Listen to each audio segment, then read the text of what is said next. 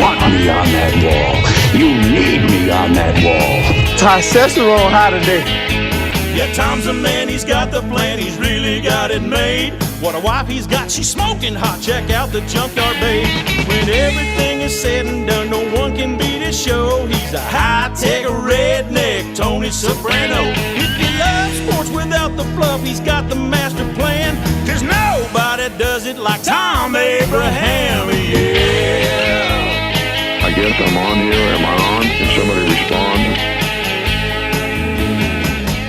Oh, yes, we are on, and it is a Beat the Big Dog Thursday. And after back-to-back losses, I got back in the winners column last week. So maybe someone will get fed this week, and maybe someone will get tickets to the big Halloween night at the VBC next Friday night. More on that in a moment. Phone lines are open, so feel free to jump in. 256-576-4977. It's 256-4 or 5.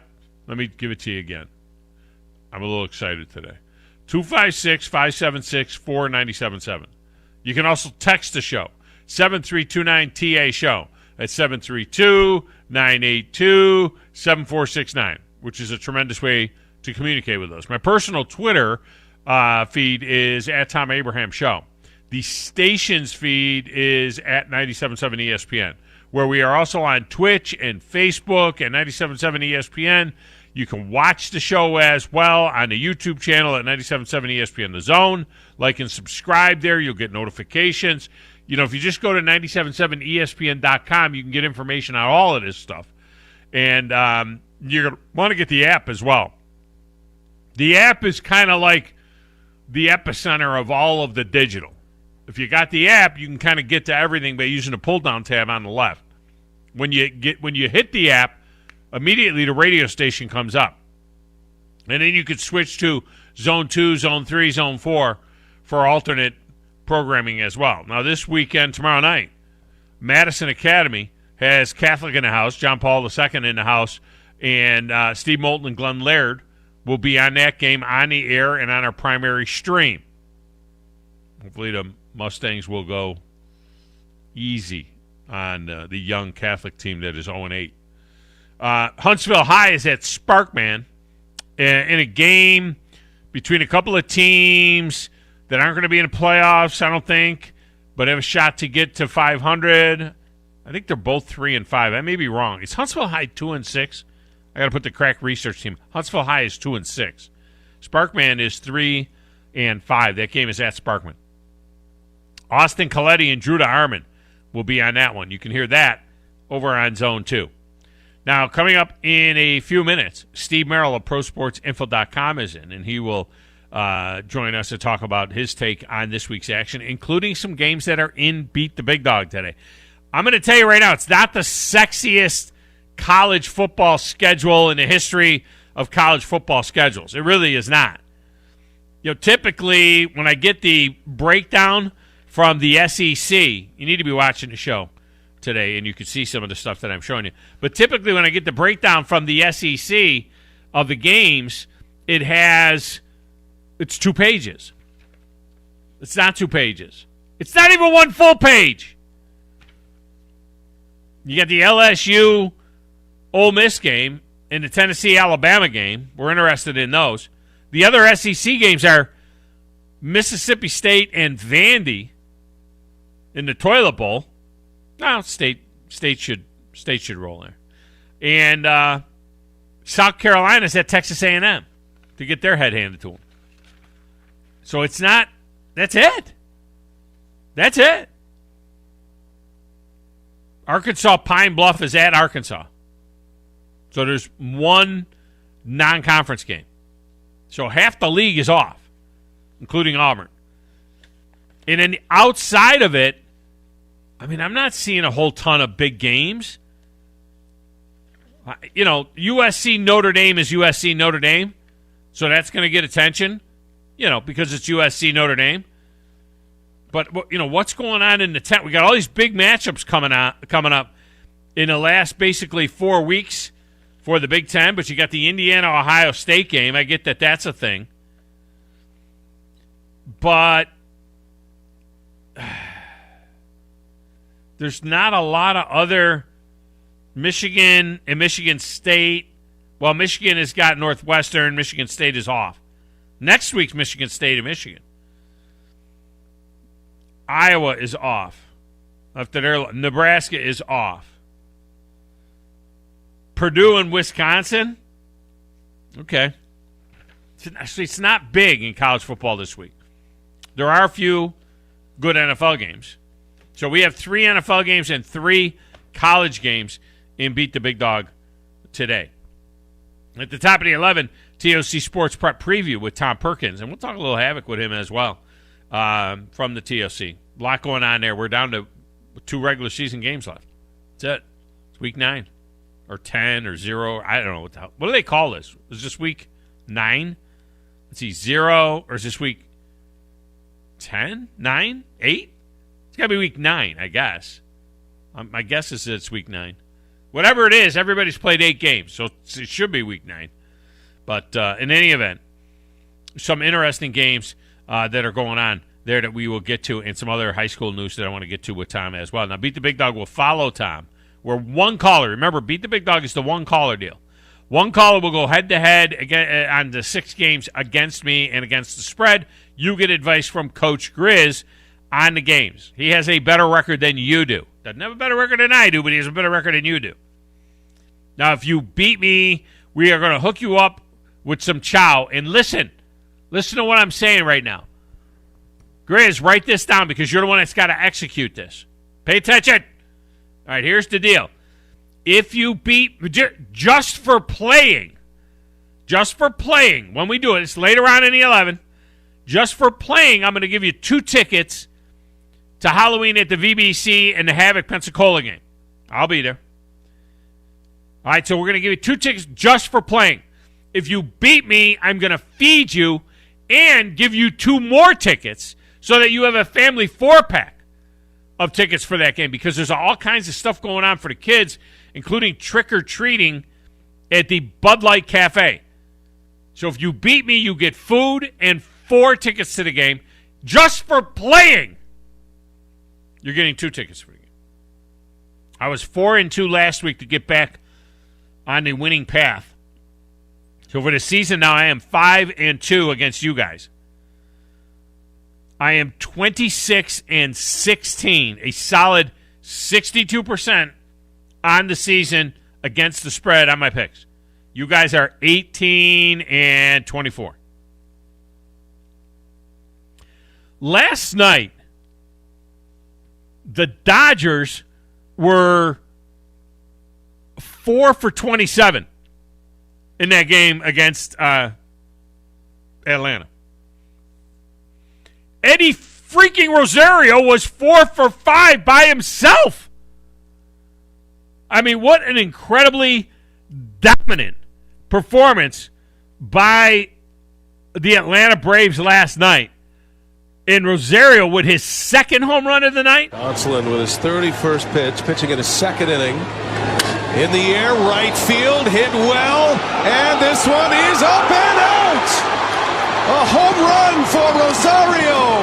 A 3-run blast! It's not going to be a cycle, but he'll take that every day. Rosario with his 2nd homer. A 4-hit night. He had a single, a triple, and 2 home runs. Kind of better than a cycle, isn't it? And I think 12 RBI in a game. Maybe not.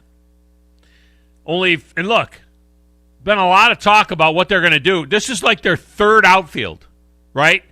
You got Adam Duvall in center field. You know what Adam Duvall looks like in center field, to be quite honest with you? A DH. That's what he looks like in center field. You got Eddie Rosario out there in left field, and you got Jocktober in his pearls over there in right field. Probably none of those guys will be. But look, I would take a real good look at Eddie Rosario. And I would keep Adam Duvall. If the DH comes to the National League, I would figure out how to get the hell out of the Marcell Ozuna thing. I'd keep Duvall. Hell, I'd keep them all. What if they go on and win? You can't get rid of them if they go on. You're not going to keep them all. But I'm just saying, Yeah, Jock Peterson would be a hell of a DH too, wouldn't he? They got 3 DHs in the outfield right now. I mean, stop me if I'm lying. Only 14 teams out of 89 have come back to win a best-of-7 series in Major League Baseball after dropping 3 of the first 4.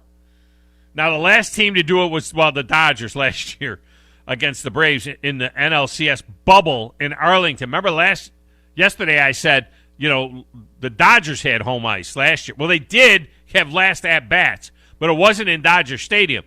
I got so confused. Think about it. It was so confusing. Remember the was it the ALCS or no. Something was in Dodger Stadium. Remember they had something in Dodger Stadium, but it wasn't the Dodgers. It's just so confusing. In any event,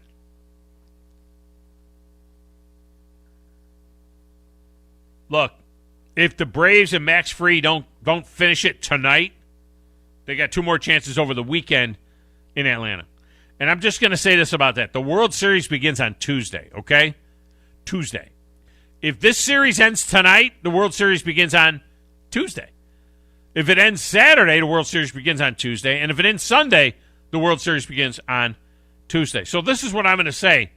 If Max Fried is rolling tonight, let him go. Can we just let him go? I mean, let's see 7 innings and 100 pitches, for God's sake. Just let that dude go. World Series doesn't start till Tuesday. You could start Charlie Morton in Game 1 and Max Fried in Game 2. You're not going to have home ice there. You're going to be on the road for 1 and 2. Let Max Fried go tonight, man. The ace. Over there in that little glass room, playing the Platters That Matter and the Stacks of Wax, wearing his Braves jersey proudly. Maybe not so proudly wearing his Falcons hat, but wearing his... Well, they won, last time out, didn't they? Yeah, they won last time out. It's Coach Chris. Who in the blue hell are you? What is your name? It doesn't matter what your name is.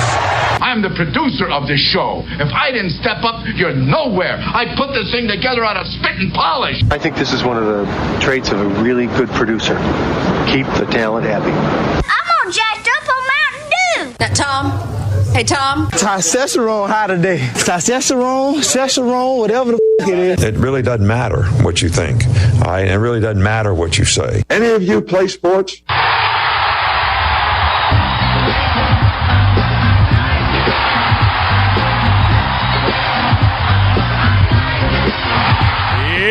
Grizzlicious, 1 game away. 1 game away. 1 game away, and yes, the Falcons did win over the weekend. They won the bye week, and then the following week they won in London against an awful Jets team. They beat the Titans. I understand that, which is crazy. But they are professional players, though, right? They should be able to do that. Like the Lions should be able to beat other teams, right? I mean, you would think the Lions. The Lions have won 3 games, and they're 0-6. Somehow the Lions are 0-6 after winning 3 games. I can say that about another team, too. But, no, yes, 1 game away. Hopefully the Braves can put it out with Fried. And, man, I was on edge last night. And every time you texted me about doing updates. I wanted to write my thing. My goodness. I know you wanted to go to bed, but I'm sorry. I was on the edge of my seat all last night, and then that was just a nice 9th inning. No fans were there to watch it because they were already gone. So were they leaving fast? Oh, my gosh. That looked like Neyland Stadium during an Alabama game. Holy mackerels, were they going out the door in a hurry. It was funny because they showed the same shot from the day before, and it's during the day, you can see everybody leave. It's like, I wish they could just shine a light a little bit more so you could see every single car that was leaving at the end of that game. You know what it reminded me of when they showed the taillights and everybody leaving? And you don't remember this because you're so young, but you've seen the video of it time and time again. It reminded me of Kirk Gibson with his home run in Game 1 against Oakland in the, I think, 88 World Series. The Jack Buck, I can't believe what I just saw. I mean, look, Turner, he comes up lame going down the first base line, and I'm like, Kirk Gibson doesn't care. Kirk Gibson could hardly even make. They had to put him in a golf cart to take him around the bases when he hit that home run. But what you see is the people are listening to it on the radio, and you see taillights leaving Dodger Stadium because that's what they do. They show up late and they leave early, right? Because they're fair weather fans, and they're Get to the Lakers leaving. game. Yeah, they're leaving the stadium, and then you Gibson hits the ball hard, and you see all the lights go bright. They all put their brakes on. They're like, oh, stop. They put their brakes on because they're listening to the game. And they're, oh, my God, I can't believe what I just saw. But that's what I was thinking of when they showed the traffic jam of people. And they're like, people trying to beat the traffic. Well, no, because if everybody leaves in the 8th inning, you're not beating the traffic. Now, listen, can I clarify something? Yeah. I'm not wearing a jersey. Those of you that are watching or watch the I am show wearing teaser. a jersey. You are, and you can because you're not fat. I am not wearing a jersey. It looks like I am wearing a jersey. I like it though. I want it. I mean, if I was a Browns fan, I sweet. want it. I want a Falcons one now. It is sweet. It's a hoodie. Yeah. And it's smooth, man. It's got some kind of fabric that makes it like slick. And see, it's long sleeve. I got the sleeves pushed up. It's long sleeve. It's got the stripes on. It looks like a jersey, but it's a hoodie. See, it's got a hood. So it's got a full hood over here, and it's got pouch pocket. You know what I mean? It's got the pockets in the front, strings. Okay. And look at this. Look, wait. See if I can do this.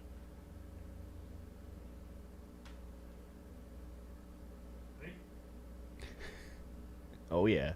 Here we go. Oh snap. Could you see the back? Yeah. It's got the Chubb nameplate. Oh wow. That's like an actual jersey. Oh yeah. That is nice. So it's got the Chubb nameplate, but it's not a jersey. You're watching this right now. This is awesome. It's not. It's. Uh-oh, I'm hung up. You're gonna get tangled up. I think I got my hoodie tangled in my wires. I got hung up with my hoodie. It got tangled up in my wires. Anyway, like a fishing line. It is, and it's real light. It's real thin, which is cool too. So it's one of these thin. What if they make it from the same material they make from that flex that they have for the jerseys? Because they've got like the Vapor Flex or whatever it is now in between the neck, and I wonder if it's the same material. I don't think it's that. Here's the thing. I think it was $35. Wherever you got it, I think it was like $39 or $35. My sons all say the same thing. They're like, "Where in the hell did you get that?" I think I got it at Fanatics. Yeah, that's a great. I love that place. Yeah, but it was not. So in the middle of all this other crap going on last night, I mean, think about it. Boy, I'll tell you what.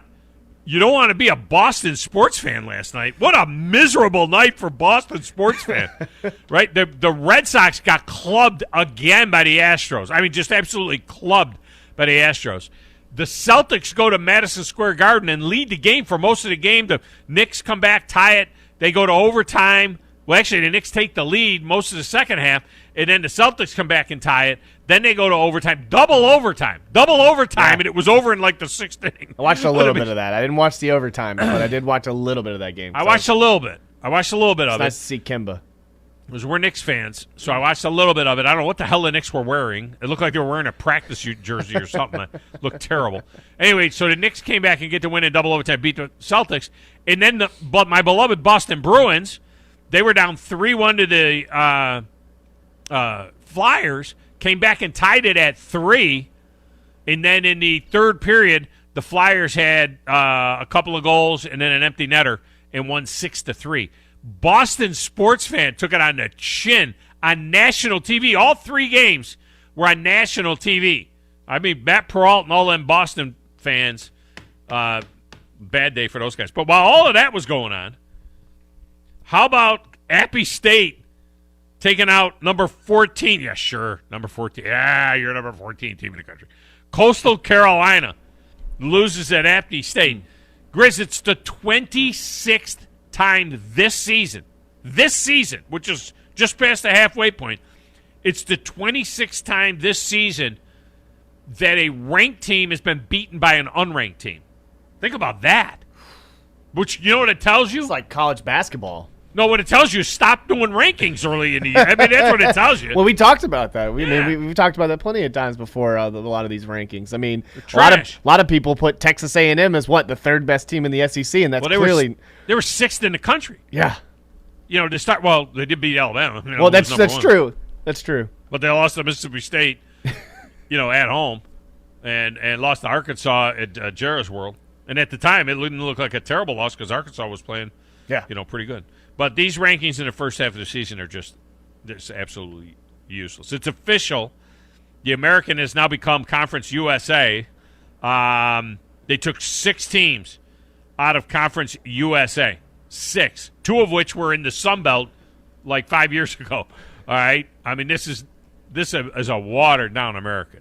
I mean, everybody's like, UAB, and the only thing that's left over there, they renew their rivalry with Memphis. Okay, great. You're in a Conference US. You're in a American that has been neutered. Okay, the American is Conference USA.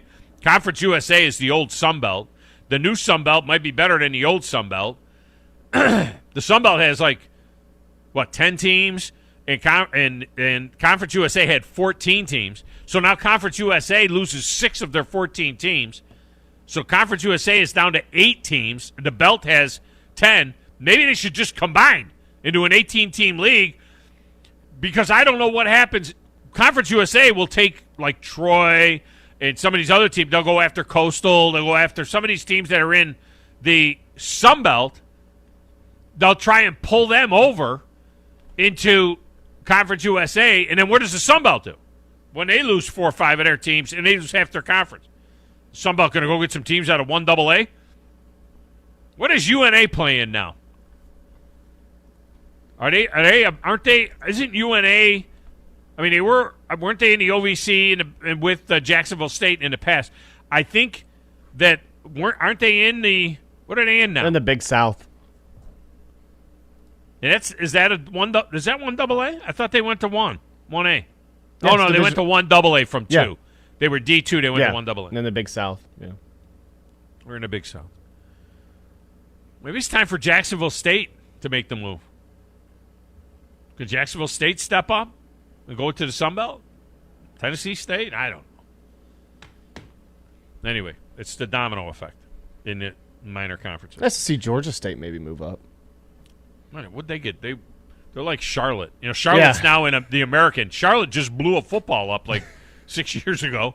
You know what I mean? Well, it's South Alabama. They've made a lot of progress in the short time, because I remember when I graduated, that was one of my buddies was on the first team they ever created. So, Charlotte Stadium, not Charlotte, the 49ers are now in the American. Their stadium holds 15,000 people. There are high school stadiums that hold 15,000 people. Well, it's Georgia State has the most enrollment out of all the Sun Belt. Well, yeah, but that's MTSU is the biggest college in the state of Tennessee. MTSU has more enrollment than UT Knoxville. Yeah. So, I mean, that happens. You see that a lot. What the biggest? We think the biggest school in Florida is West Florida, USF, South Florida. Yeah. Oh wow! Oh, South Florida. Okay. South Florida, USF. Has the biggest enrollment. All right, let's get a break. When we come back, Steve Merril, ProSportsInfo.com, talking numbers next, right here on 97.7 ESPN The Zone.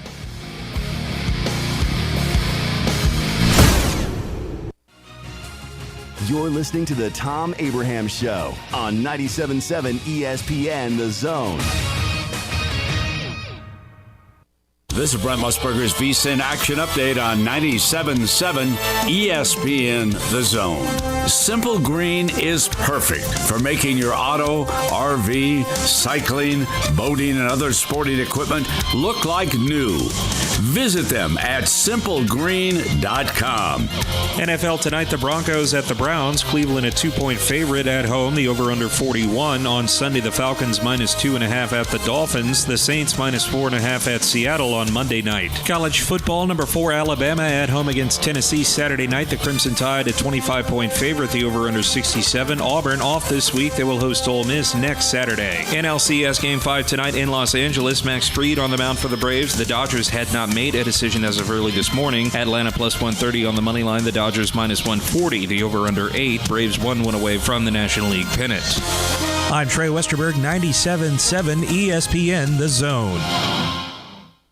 Looking for a great deal? Well, I've got one for you. Thom Abraham here for Valley Equipment Rental. And at Valley Equipment, if you rent after 3 on a Friday or on a Saturday morning, you're not due back until Monday morning. So basically, you're getting the entire weekend for the price of one day. And if you're in the service or are a vet, they'll knock another 10% off. Valley Equipment is locally owned and involved in our community through charities and even supporting local teams. And soon, they'll have a second location to handle even more equipment. Stay tuned for info on where that will be and when it will open. I'm attorney Gary Lackey. You know, you'll hear people say we're like a family, but here at the Lackey Law Firm, that's really true, not just a saying. I'm Justin Lackey. With my father and my sister, we have a special connection to each other. I'm Jennifer Lackey. At the Lackey Law Firm, when we take on your case, you become part of our family. You really do. And we'll always do whatever it takes to get everything you deserve. If you're injured, you worry about getting well, not about paperwork or insurance companies or figuring out how to get to your lawyer's office. I'll come to you. We worry about your case so you don't have to. When you've been injured, we know that your case is probably the biggest thing going on in your life. More important than almost anything else. And it's important to us too, for one simple reason. Family takes care of each other, and at the Lackey Law Firm, we'll take care of you. The Lackey Law Firm. The Lackey Law Family. 1-800-4-RIGHTS. No representation is made that the quality of the legal services to be performed is greater than the quality of legal services performed by other lawyers. Organizations using Salesforce know how powerful the platform is and how much time, money, and headaches it saves, if it's set up right and you know how to use it. Let's face it, Salesforce is complicated and time-consuming to figure out, and a lot can go wrong now and down the road without expert help. That's why most Salesforce users work with an implementation partner like Higher Echelon, so they get the absolute most out of their Salesforce investment. Higher Echelon is a 5-star Salesforce consulting partner who won Salesforce Military Hiring Partner of the Year. President Dr. Joe Ross is retired Army who played and later coached for the cadets. He puts that experience to good use at Higher Echelon, where they pride themselves on hiring veterans. Look, not all Salesforce partners are the same. Don't put your company at risk by going with an inferior partner. Higher Echelon is the trusted partner you can count on to get you up and running and seeing returns on your Salesforce investment in a fraction of the time it would take if you go it alone. Go to higherechelon.com. That's HIGHERECHELON.com to learn more. Go higher and go Army. You've got to experience Toyotathon at Bill Penny Toyota. They've got the selection with over 700 new Toyotas to choose from. And they've got the extras with Bill Penny perks and a 10-year unlimited warranty. So get on over to Bill Penny Toyota today and experience Toyotathon. Bill Penny Toyota in Huntsville and online at BillPennyToyota.com. Bill Penny's Toyota 10-year unlimited warranty is valid through the 10th year of ownership. Valid on new vehicles only. See dealer for details. Take your taste buds back in time with a trip to the all-new Bubbies Diner, offering a variety of mouth-watering food from delicious starters to 50-style diner food and meat-and-free meals, featuring owner and Huntsville native Chris Bubby Belcher's family's homemade recipes. Open Monday through Saturday for breakfast, lunch, and dinner at 8412 Whitesburg Drive in the former Gibson's Barbecue. Drive-in, drive-through, carry-out, or curbside pickup with delivery coming soon through Grub South. Bubbies Diner, home of the Donut Burger. Hey, this is Justin with the Furniture Factory Bar and Grill. We'd like to invite you to North Alabama's premier patio bar and grill, where at the factory, we have something going on each and every night. Monday night, steak night. Tuesday night, karaoke. Wednesday night, the Jeep community comes out for Jeep Jam. Thursday, it's bike night, the biggest in the valley. Friday and Saturday, live concerts on our 4,000-square-foot patio, along with drink specials and a beautiful staff. What are you waiting on? We will see you at the Furniture Factory Bar and Grill. In 2 years, you can have a career that makes sense for you. Skill up and earn a living working with your hands, or work on the front line of computer information systems and cybersecurity. Get a degree that lets your healing heart take care of people. Help design and manufacture the most advanced cars, machinery, or even aerospace components. In just 2 years, great careers are within your reach at Drake State Community and Technical College. Visit drakestate.edu to apply. From the Fox 54 Weather Center, I'm Chief Meteorologist Jordan Dressman. The opportunity for scattered showers and thunderstorms is going to stick with us across North Alabama, southern Middle Tennessee through a good majority of the afternoon and then early into the evening. By the time we get to the middle and later part of the evening, a lot of that activity is going to come to an end, and our sky should actually clear of a lot of the cloud cover that will maintain through a good chunk of the afternoon. Temperatures climbing into the mid and upper 70s. Rain associated with a cold front. Cold front is going to drop our temperatures a bit as we head into Friday. I'm Chief Meteorologist Jordan Dressman on your home for ESPN Radio, 97.7 ESPN The Zone. This is Eli Gold, voice of the Alabama Crimson Tide. Now, more of the Thom Abraham Show on your home for Crimson Tide Sports, 97.7 ESPN The Zone. Roll Tide.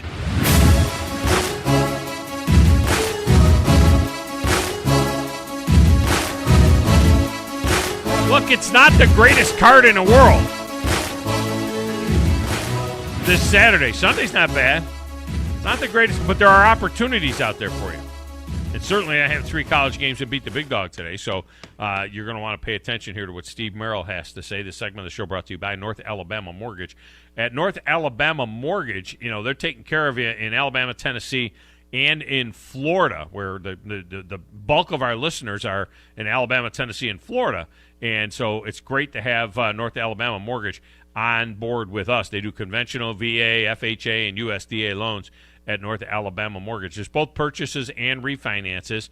Brian Hammaker and his team do a tremendous job. I endorse people.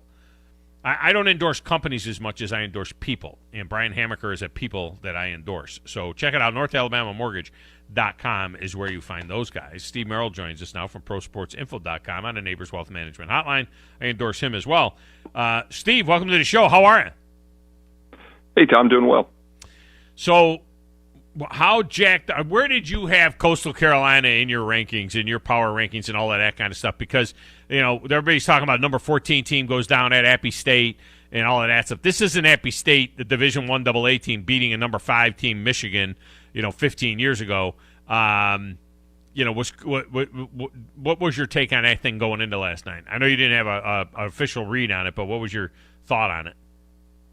Yeah, I actually didn't use anything last night, but my power ratings only favored Coastal by 3, and they went off as a 4.5-point favorite. So I thought the line was actually a little bit too high, but I was on Appalachian State the previous Tuesday, and as an opinion play, a TV opinion, and they got blown out, but they had 4 turnovers, So I did think it was a good bounce-back spot for them, but obviously Coastal, an explosive offensive team, had the extra prep time, so I stayed off the game, but I did think the line was a little too high.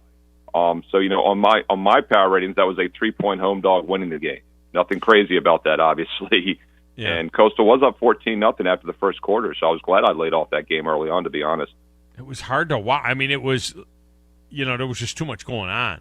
It's like we really didn't need that. We're all football people. We get that, and when here in the South, we love our football. We'll watch a football game no matter what. But between the Braves and the Dodgers, opening, the NBA and the NHL, and there was just so much going on last night. It was hard to watch it. We kind of didn't need a Wednesday night football game last night, to be honest with you. And obviously, this is a loaded October in general. First of all, we had 5 full weeks of college and pro football, which is unusual. And then on top of that, the baseball playoffs go into November a little bit later. The NBA starts a little bit earlier. And off to a 3-0 start in the NBA on Tuesday and Wednesday, so I'm with you. I was focusing fully on pro basketball the last couple nights. Yeah. All right. The Browns tonight, they host the Broncos. What's left of the Browns? I want to say the Browns JV tonight is hosting the Broncos. And this thing was like a 6.5-point line, I think, if everybody's healthy. If Chubb and Hunt and Landry and OBJ and everybody's healthy, and, of course, Mayfield, everybody's healthy, Cleveland's a 6.5-point favorite. They lose all of those guys, and their 2 tackles looks like they're out, possibly the center. I haven't heard the latest on J.C. Treader, their center. And the line falls to 1.5. They're still favored by 1.5. It always seems, though, that these master of the obvious type things, it's like, oh, God, the Broncos are going to go in there and pound this, whatever's left of the Browns. And in case Keenum will do something crazy tonight, it'll be like 19-21, and the backup running backs will run for 130 yards or some stupid thing like that. What do you do with a game like this where so many guys are missing? It's tough. And, as you know, I've always said, the one advantage you have as a sports bettor is that they have to put a number on every game, even with these uncertainties. As sports bettors, the edge we get, the biggest edge we have, is that we can pick and choose which games we play. I'm still digging into this one. I don't think I'll have anything strong for my clients. I'm going to look at a few more things this afternoon. But it's a tough one to handicap. And just looking at the advanced lines versus, the current lines and whatnot, keep in mind a lot of sports books have bettable look-ahead lines. The week before, it was going to be Cleveland -6. Yeah. Now it's -1.5. So that's a pretty big change, obviously, and that's showing how much uncertainty there is. Now, with that said, the home team does normally have an edge in these Thursday night games, just due to the fact both teams are coming off just 3 days of rest. You have to factor in the travel day, so it's really just 2 days for the road team. And Denver, after a perfect 3-0 straight up at ATS start against three teams, by the way, Giants, Jacksonville, and Jets, that were 0-9 straight up. They've gone 0-3 straight up in ATS. And it was a good spot for them last week. And I was on Denver. There was sharp money on Denver. The Broncos went from -4 to -5. Obviously, we all thought the Raiders would be a little distracted, and they lose outright. So hard to imagine Denver's just going to flip a switch and fix their problems with 2 days of prep time and 1 day of travel. But, as you said, they are catching Cleveland in a pretty tough spot tonight. I immediately thought of the under because it was like, Denver, their defense going against this backup Cleveland offense. Cleveland will probably try and shorten the game maybe and so on and so forth. And Cleveland's defense has to step up and all of that. But it's fallen from 44 all the way down to 40.5 in some places. That's a really low number, even in the NFL. Oh, yeah, back when you and I started in the 90s, Tom, 41 was a common number in the NFL, right? Yeah. We used to see 37s and 41s were the two key totals. There's about a 3 to 4% chance games land on 37 and 41. We never talk about 37 anymore. 41 is the new 37. That's like the low number we get. But it is a key number. And here, this tells you something, first of all. We talk about the look-ahead point spread was 6 a couple weeks ago before the teams even played last week. None of those sports books that I follow, they don't put over-under look-ahead. So that tells you something right there, that over-unders are more beatable than point spread sides. I've focused a lot this year on totals for that reason in the NFL. I do think that's where you get your long-term edge nowadays. And the opening line on this, as you said, was 44.5, 44. That was this week, and now it's down to 41, which is a very key number. So I even see, as we speak, one of the sharp offshores down to 40.5, actually. So this line is definitely dropping. We don't use them in any of our public picks here or in Beat the Big Dog, which, by the way, is sitting now at 26-16, which is a solid 62% against the spread. Now, I'm not at that 27-9 number last year, but I'm pacing myself this year. You know what I mean? I've only had two losing weeks, and they were just 2 and 4. You know what I mean? It wasn't like 0 and 6 or anything. I had 2 and 4 weeks, but most weeks have been 4 and 2. I dropped a little 6 and 0 in there one week, and 26-16. Plays that we lay out there and put out on the air in on games that people want to talk about, not so much games that are some game that is a random game that there's a good lean on. So I'm feeling good. I'm pacing myself, Steve. That's the way to do it, and that's another reason I preach money management and consistency. I basically rate all my plays for my clients 3% of bankroll, and I have several people ask, why don't you have a 4% or I'm like, look, some games are a percent or two stronger, but not everyone can get the exact same line. Not everybody, keep it simple, stupid, right? That's how I look at it. And that just shows if you could pick more than 50% winners, you need 51.5%, 52% to break even, basically, depending on the juice. You can have a profitable season. So why complicate it by hopping around in your money management? Just keep it simple, play the same every game. Well, and some people, it's just you're not smart when, I won $100 on this game, I'm going to roll that into the next game. No, that's not the way it works. And that's not the way it works. That is if you just want to, piss away money and try to hit, something big. The way it works is to go steadily with whatever your bankroll is for the year and steadily build that and then look at it almost kind of like you'd look at a money market account or, if you make 16 or 17% on your, on one of your 401ks or something like that, you're doing really great. Well, you could do that in 6 or 7 months. You might make 20, 21%.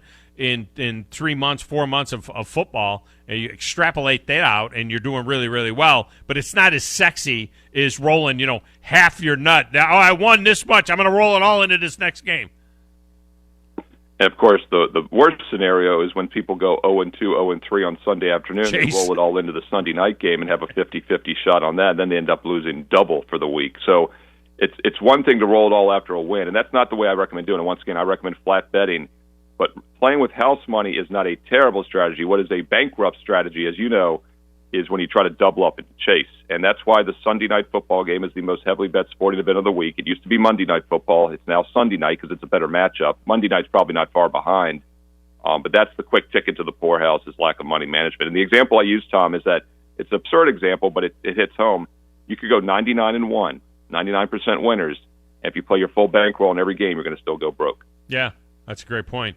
Steve Merril with us, Pro Sports Info. I got another tell. We got this Tom Brady after hours tell working, and it's working this way. I got another tell, and you may already have this one, but this has been kind of remarkable. When a team has a real issue in their coaching staff, the players always seem to play great. I mean, we've seen it time and time again. Last year, Kevin Stefanski is out with COVID-19, can't go with the team. Half of the offensive staff was out, can't go with the team to Pittsburgh. They go and play their best game of the year against the Steelers in the playoff game and blow the Steelers off the map. You had the situation in Oakland. Rich Patachia comes in here. Now Josh Jacobs is saying, oh, my God, I was stress-free on the sideline. It was so great.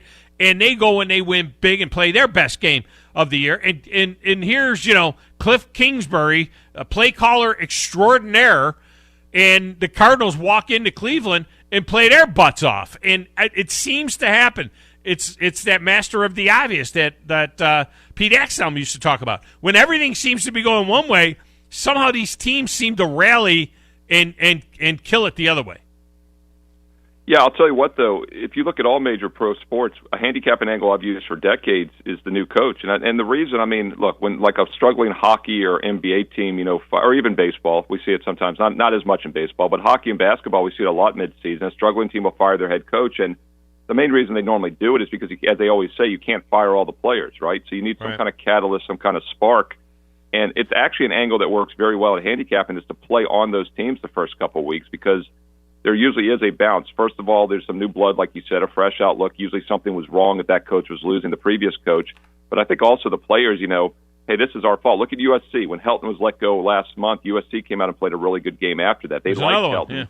Yeah. The players probably felt like, hey, this is our fault. He got fired. The Raiders situation in hindsight was interesting because the players weren't back in Gruden for several seasons. And the fact that he was gone probably was a boost for them. So not surprised they went in and beat Denver.